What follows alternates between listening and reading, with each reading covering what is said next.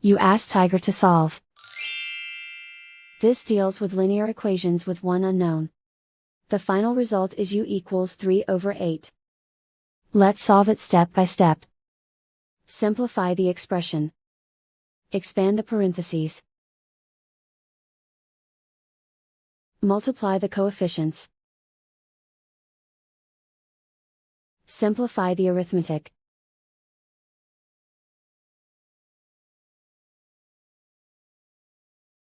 Group all constants on the right side of the equation. Add 3 to both sides. Simplify the arithmetic.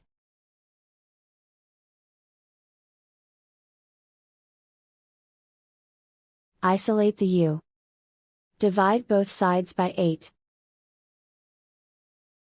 Simplify the fraction.